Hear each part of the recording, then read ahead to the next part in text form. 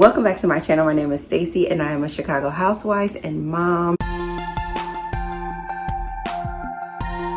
This is what I'm working for. If homemaking is the process of turning a house into a wonderful place or an amazing place for me and my family to be, what does that entail? And in my research, I found that there are 8 foundations to homemaking in general, and I'm gonna read them off to you. So the 8 foundations are food, laundry, home care, organization, atmosphere, money, time, and vision.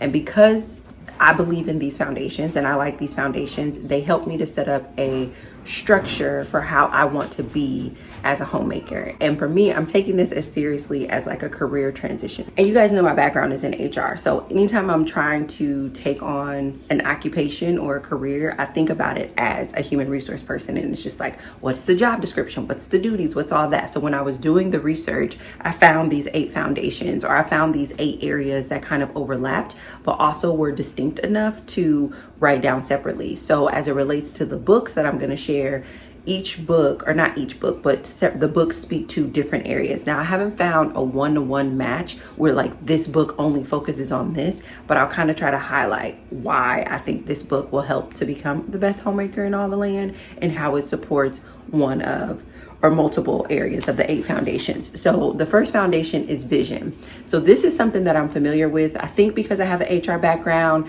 my early childhood religion, my young adult religion, and I feel like maybe even in the entrepreneurial side of things, in the personal growth and development side of things, I've always been familiar with vision and how important vision is in order to have something be successful. So when I got into the literature around homemaking and they talked about vision, I wasn't surprised because I've always understood that in order to be successful at something, you need to create a vision for it. And so I have a vision for the type of homemaker that I want to be. I have a vision for the type of home that I want, for the type of family that I want, and everything flows from that. And an example of this is that, like, so me and my husband, we have a marriage vision. So we have a vision for our marriage. And then now that the baby is here, and even a little bit before the baby got here, we started to work on a family vision.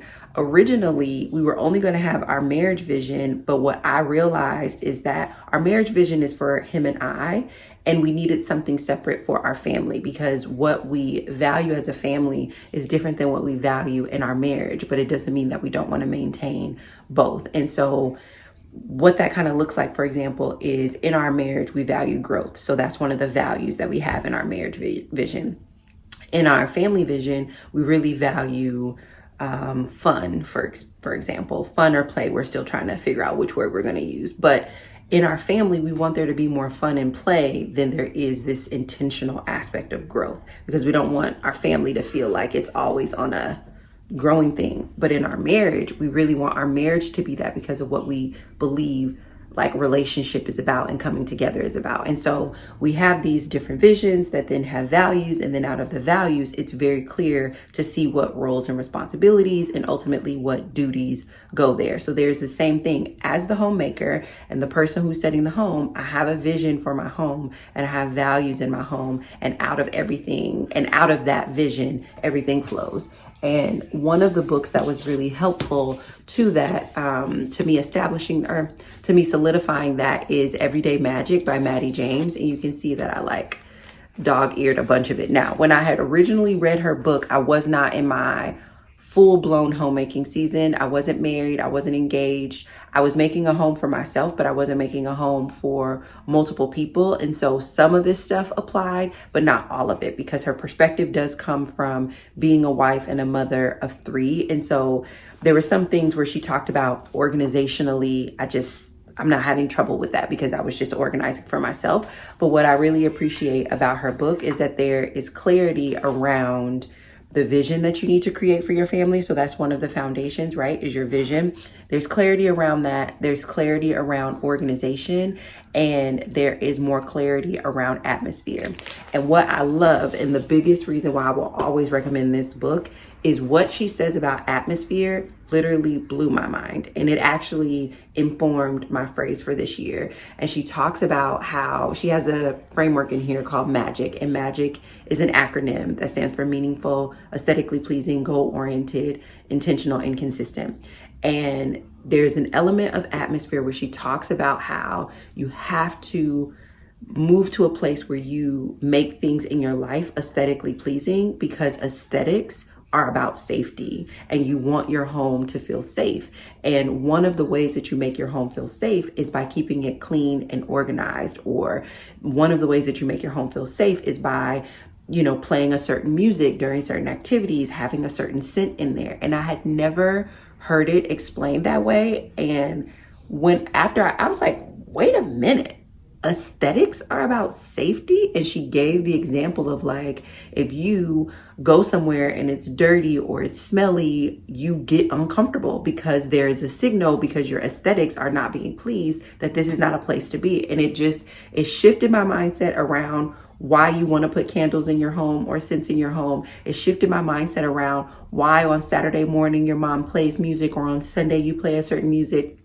It shifted my mindset around why clean my home, how to clean my home, why organize my home. Totally shifted my mindset. So I highly recommend Everyday Magic as a foundational book to becoming the best homemaker in all the land.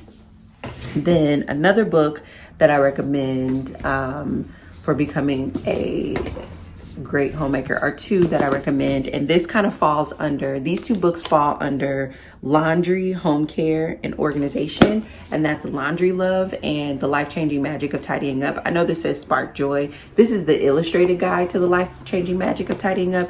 If you don't want to read like her full backstory, you kind of want to get the gist of what to do, I recommend this one because it gives like illustrations of how to do it. The reason why I recommend these two is because a big part of homemaking is the laundry part. Laundry is hard, and I'll do a separate video of why each element is hard and what makes it hard. But laundry is one of those things that's hard because it's ongoing, and it's one of those tasks that irritates you because it's always there. But if you read works that help you to be able to organize it, which Spark Joy really helps you to be able to organize it better and care for it better, laundry becomes less annoying. Now, laundry has always been my most favorite chore in all the land. I love me some laundry. So I'm already biased to it being great, but these books definitely took it up a notch. And I highly recommend them because laundry is its own separate entity as it relates to homemaking. It's not just lumped into cleaning. These also really support home care as well, because under home care you get like the cleaning, especially the Life-Changing Magic of Tidying Up, because it tells you that you'll never have to tidy again once you tidy this time. And I do agree, because the systems, once you put them in place, you'll never have to clean again. The systems, once you put them in place, you're just tidying, and tidying is so much easier than cleaning. And if you want to be the best homemaker in all the land, your cleaning systems, your home care systems are definitely something that you have to figure out how to manage. So I recommend these two books in that category.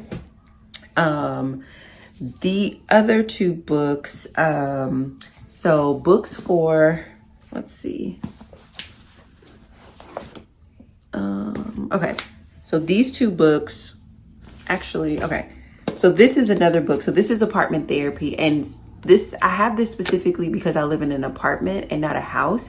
I do think if I lived in a house, I would purchase books that specifically spoke to the elements of having a home, whether I owned the home or rented the home. But because I live in an apartment, the care of an apartment is different than the care of a house. That is not lost on me. And I've had apartment therapy for 1,000 years. I've used it at different seasons of my life, but using it during my homemaking season has been really, really helpful. There's two different frameworks in here. There's a framework where there's like, what does he call it? There's like a quick apartment therapy. And then there's like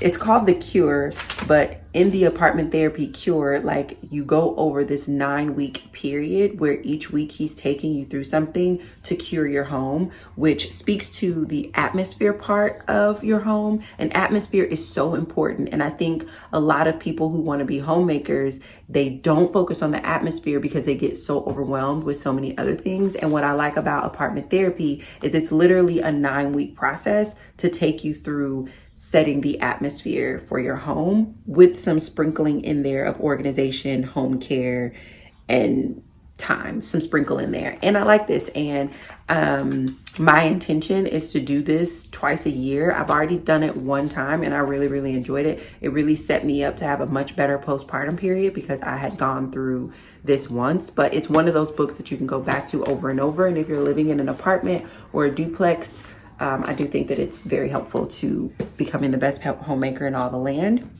There's an aspect of homemaking that's about time and time management. I haven't found a time management book that has served me exceptionally well that's worth mentioning. It's really just been a series of like sprinkles from separate books. So this is one book that might seem like it doesn't make sense, but it's The Art of Personal Letter Writing. The reason why this book was very helpful to me as it relates to time is because it offers a perspective about slowing down so that you can write a personal letter that I have used for years as it relates to my time management, but I'm especially using during this time to remember that, like, yes, we all get the same 24 hours in the day, but what makes time go slow, what makes time go fast, what makes time hard, what makes time difficult, what makes us feel like we're running out of time, a lot of it has to do with what's going on internally. And if we can remind ourselves of the art of slowing down enough to write a letter, we really pretty much can create as much time as we need to be able to do whatever it is that we need to do. So this is something that I use as a reference for time. It's also something that I use as a reference for atmosphere and for vision, because it's very much aligned with the values that I have and the vision that I have for the type of homemaker that I want to be. It's a really, really, really, really great book. Another book that is really good for time is The Big Leap. The Big Leap in general, because it talks to us about working in our zone of genius. And so even as a homemaker, I am very clear on what homemaking tasks fall in my zone of genius, zone of competence, zone of excellence, zone of incompetence, and the stuff that's in my zone of incompetence, there is an intention to outsource. And I'll give you a good example. For a while, I was outsourcing laundry, but I love laundry, so I shouldn't outsource it. Like in my homemaking setup, and this is why every homemaker is different, because we all have things that we're amazing at, things that we love, things that we don't love. We all have different things. I love laundry, so why would I outsource laundry? I'm literally outsourcing the one of the tasks in homemaking that I enjoy. Same thing with cooking. I adore cooking, so why would I outsource cooking? If you're a homemaker and you don't like laundry, outsource it. If you're a homemaker and you don't like cooking, outsource it. So I'm a homemaker who does not like washing dishes. I hate it. I hate it. Okay?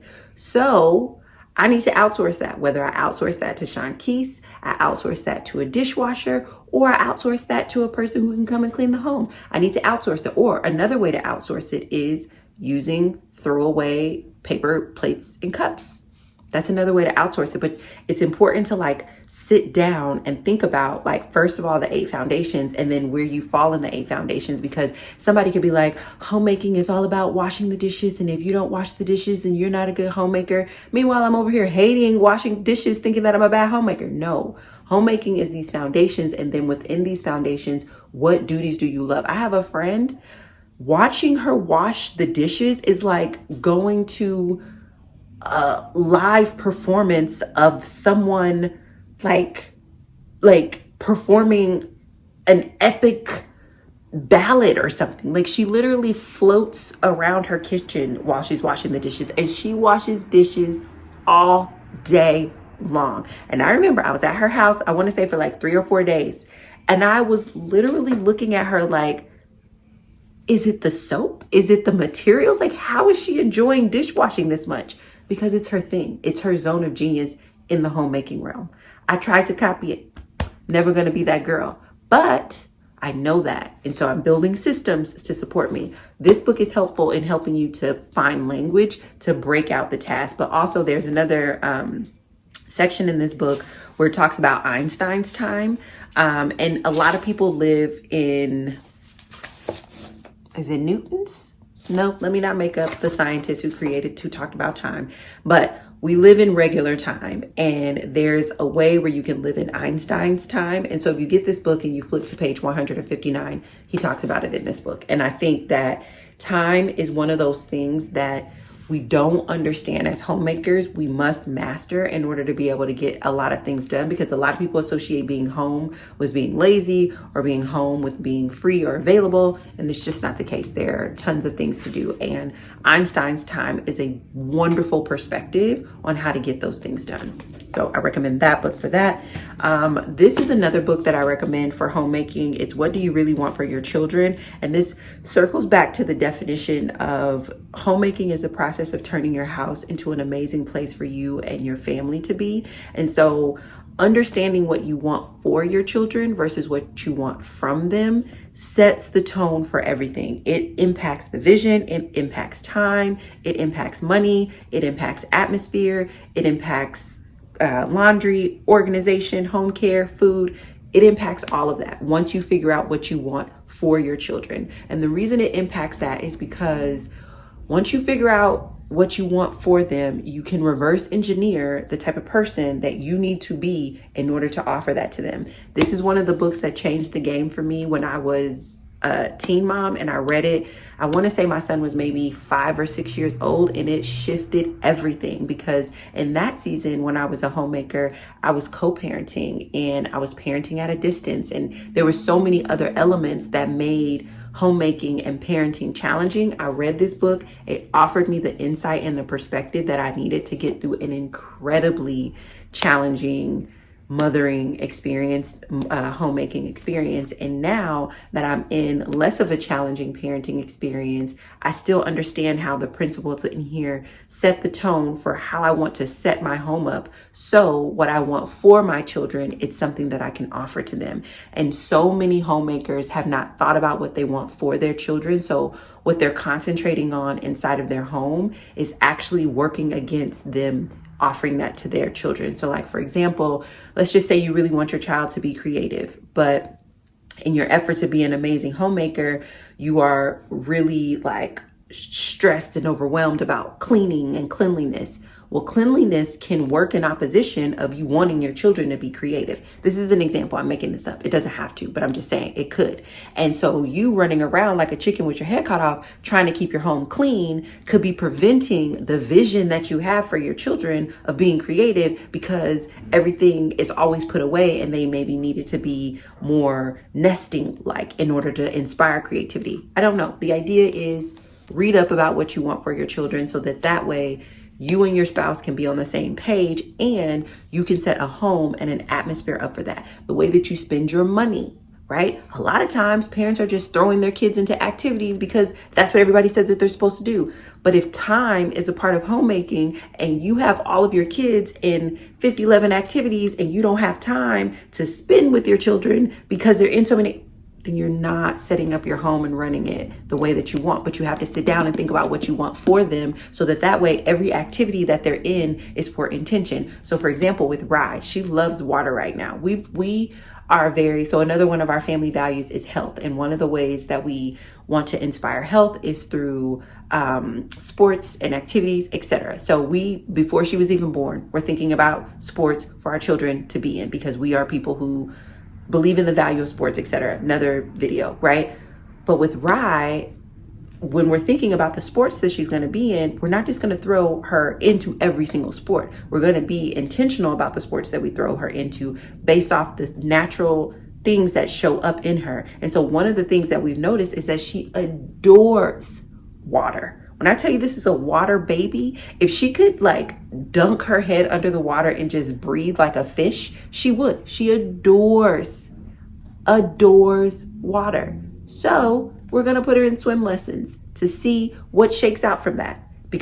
And that makes sense. So rather than being like, well, because she's a girl, I'm going to put her in this sport, or because she's Black, I'm going to put her. No, I'm going to put her in the sports that she shows up as, and I'm not going to put her in everything, because then that would eat away at my time. Right. And I think when you read this book, you figure that out and you connect the dots, and then you can maintain your 8 foundations. So highly recommend this book. As you can see, I get really passionate about it. Another book, and Shankees actually just recently purchased this book, is Home Apothecary.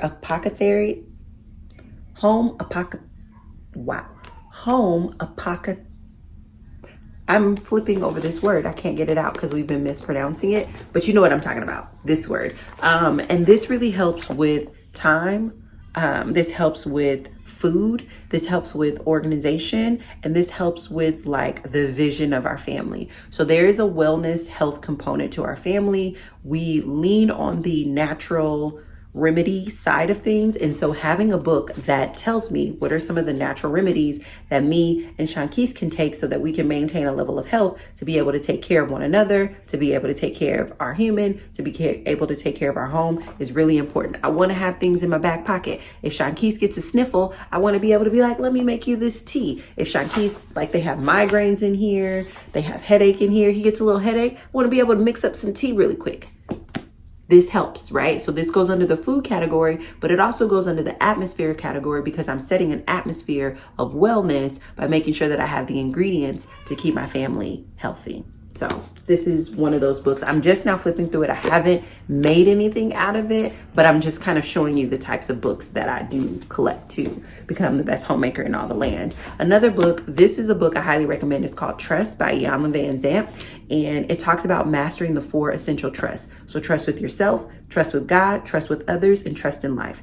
This is incredible for homemaking because homemaking is highly intuitive. It is highly, it's highly intentional, but it's an inside out thing. You are essentially taking the desires of your heart and making them manifest outside in your home. But in order to do that in a way that is serving for you and your family, you have to trust yourself.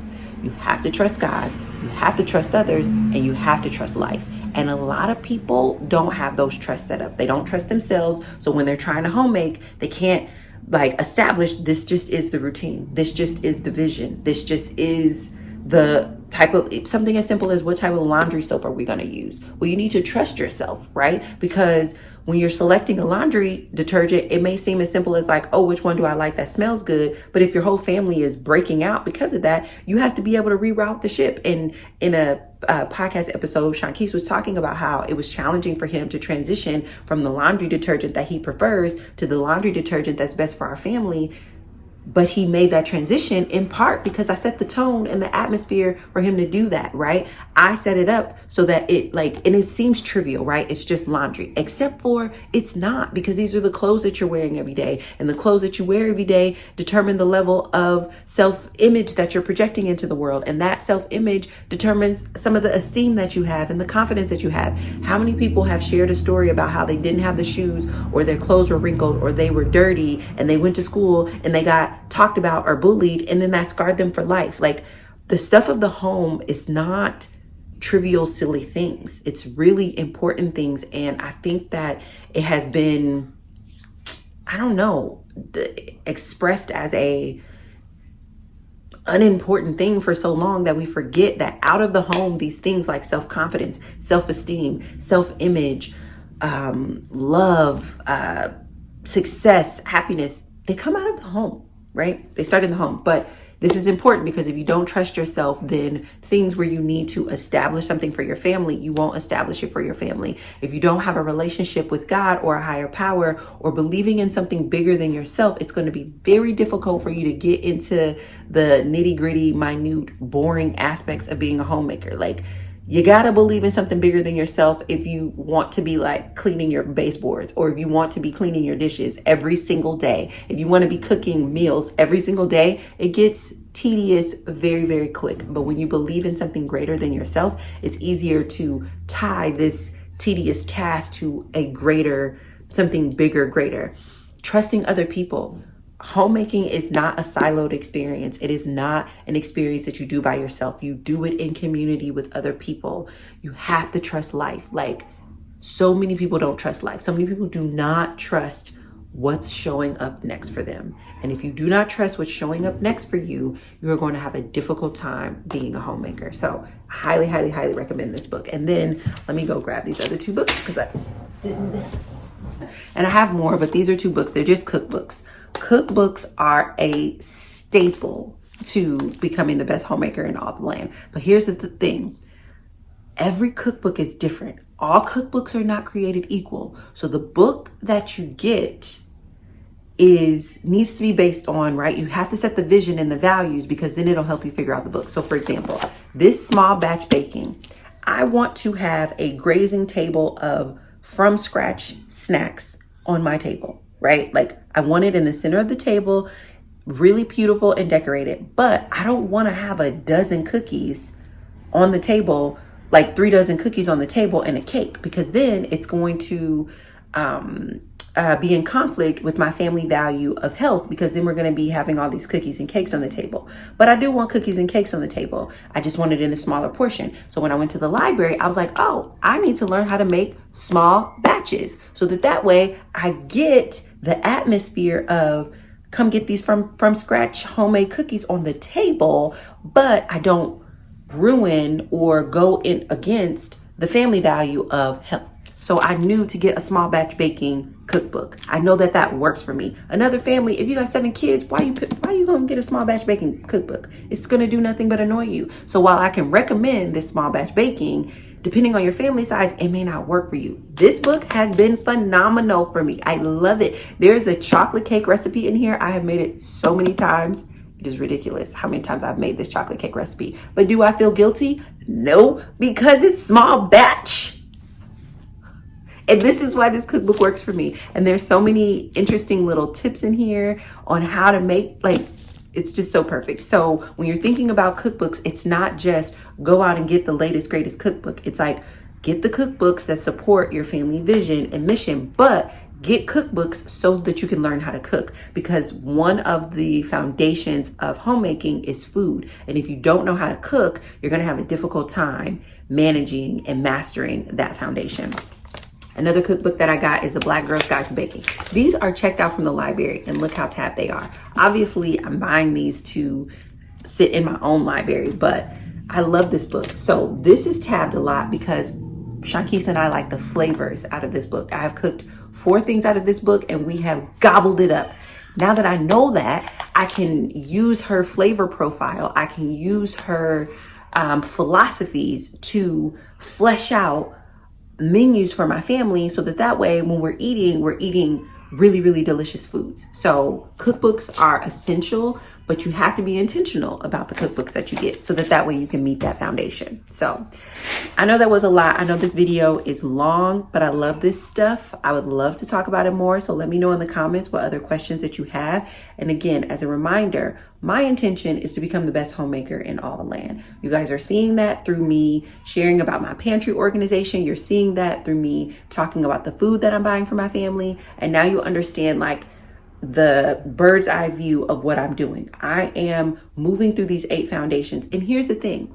I intend to be a homemaker for the remainder of my life. So in no way, shape, or form am I suggesting that I want to master this year. I've already been working on homemaking privately for the last 3 years. Now I just kind of get to do it more publicly because I've extended my family by having a husband and having another child. But I was working on homemaking for myself for the longest time. And now, I get to do it in this way. And so as a reminder, these 8 foundations of food, laundry, home care, organization, atmosphere, money, time, and vision. In this video, I didn't touch on money because I haven't found a money philosophy, and I've read a lot, but I haven't found a money philosophy that I want to use as the foundation for our home, right? I'm coming out of a money philosophy that was Dave Ramsey inspired.